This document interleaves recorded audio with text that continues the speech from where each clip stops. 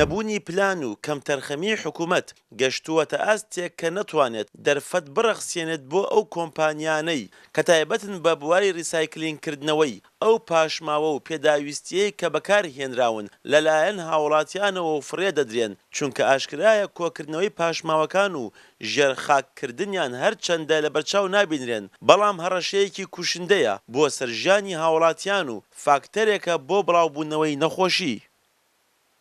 کۆکردنەوەی پاشەڕۆک و خستنە ژێرزەوی ڕاستە سوودێکی هەیە تا حدێ بەڵام لە هەمان کاتە چارەسەری بنەڕەتی نییە چونکە ئەوش لەگەڵ ئاوی باراناوە ئەچێتە ناخی زەویەوە ئاوی ناخاو پیس ئەکا بە تایبەتی ئەوانەی کە پاشماوەی ئەلکترۆنیەکان وەکو جیازی تەلەڤیزیۆن و ئامێرەکانی تری ئەلکترۆنیک باشترین حل ڕێگە بۆ ئەوەی چارەسەریم کێشە ئەوەیە کە ڕیسایکلین بکرێتەوە کارگەیەک دابنرێت بۆ ئەوەی کە ئەم مادانە دووبارە بە شێوەیەکی تەندروستی بگەڕێتەوە بۆ بەکارهێنان بشێ دووبارە بەکاربهێنرێتەوە. فرێدانی پاشماوەی بەکارهاتوو چی لە ماڵان یاخود لە کارگەکانەوە بێت کاریگەری نێگەتیڤی هەیە لەسەر تەندروستی هاوڵاتیان لە هەمان کاتیشدا زیانێکی زۆری هەیە بۆ ژینگە لە ڕووی پیسبوونی ئاو هەوا و خاکەوە. کۆمەڵێک پاشماوە هەیە کە لە کاتی کۆکردنەوەی پاشماوەکانە لەلایەن کۆمپانیەکانەوە کە لە شوێنێکی تایبەت داهێنرێن ئەبێتە زۆر جارە بێتە هۆی سووتان یاخود هەر لە کاتی ئەوەی کە بارانیان هەر حاڵەتێک لە حاڵەتەکان ڕوودا زەرێکی و زیانێکی گەورەی بۆ ژینگە هەیە. ئێمە وەکو فەرماگەی ژینگەی گەرمیان داواکارین لەوە بەرهێنان بتوانن کۆمپانیای ریسایکلین دابنێ. خۆشبەختانە ئێستا کۆمەڵێکی معمەلی باشیشمان هەیە لە بوارە ئیشەکە لەوانە لە پلاستیکەکانە کە وردیەکەن و بەکارهێنەوە بۆ دەرەوەی وڵات بەکارهێنرێتەوە. ئێمە داواکارین بتوانین زیاتر ئەو کۆمپانیانە هەبێ ئەو معمەلانە هەبێ وەکو ئەوانەی کە بتوان موادی ئۆرگانیەکانی بۆ لێوەرگرن و وەکو پەینی کیمیاییش بەکاری بێنەوە تاوەکو سوودێکی زیاتری هەبێ.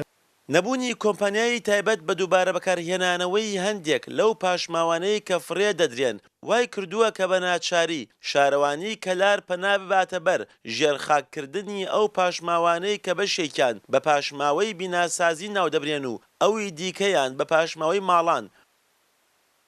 دیارە سەبارەت بە پاشماوەی ماڵان یا ئەو پاشماوە زبڵانەی کە ڕۆژانە کۆمپانیا کوێ ئەکاتۆ ئێمە لە ئێستادا بە شێوازێک لە ناوی ئەبین کە دەفنی ئەەکەین کە پرۆژەی ریسایکلین نییە تەنها تەمر سەحیە کە ئەیخین ژێر خاکی ئەخین. دیارە لە وڵاتانی دنیا ئەم پاشماوانە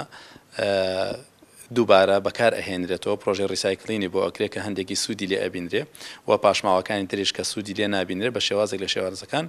لە ناو ئەبرێن. بەڵام ئەوەی کە هەیە هیچ کۆمپانیایەک یا هیچ بەڵندەرێک نەهاتۆتە سنووری گەرمیان کە داوا بکە سوود لەم پاشماوانە ببینێت بۆی ئەو ماوەدانە جارێکی تر وەکو موادی